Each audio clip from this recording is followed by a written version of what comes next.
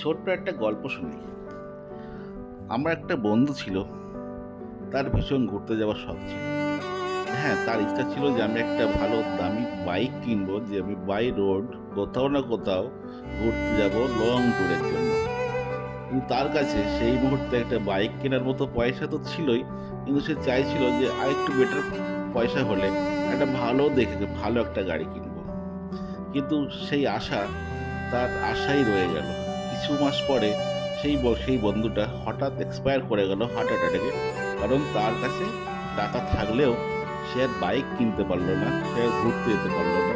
তার আশা কখনোই পূরণ হলো না। তাই সবাইকে আমি একটা কথা বলতে চাই, ভাই বা দাদা বা বন্ধু, এনিও, কাছে আপনার যতটুকু সমর্থন আছে আপনার ততটুকু ঘুরে আসুন। অবশ্যই, হ্যাঁ, যতদূর যাওয়া সম্ভব ততদূরই করে আসুন। আজ হয়তো আপনার কাছে পয়সা নেই, কাল হয়তো আপনার কাছে আসবে। সময় কিন্তু চলে যায়। পয়সা আজ আছে, কাল নেই, কাল আছে, পরশু আছে। কিন্তু আপনার বয়স, সে কিন্তু দাঁড়িয়ে থাকবে না। আজকের আমার কাছে আপনার কাছে ৳৫০ আছে। আপনি সেই ৳৫০ নিয়ে ৳৫০ পরিমাণে আপনি একবার ঘুরে আসুন কোথাও, কোথাও। কিন্তু সেই ৳৫০ ৳১০০ অপেক্ষা আপনি করবেন না।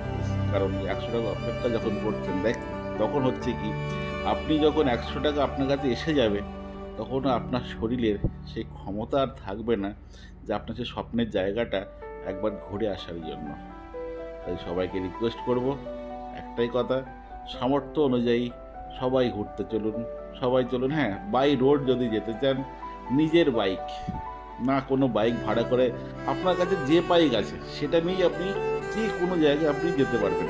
এই নয় যে আপনার কাছে ১২৫ সিসির একটা গাড়ি আছে, সে গাড়ি যাবে কি যাবে না। শুনুন, সবথেকে বড় প্রশ্ন হচ্ছে আপনার মন। আপনার মন কি বলছে?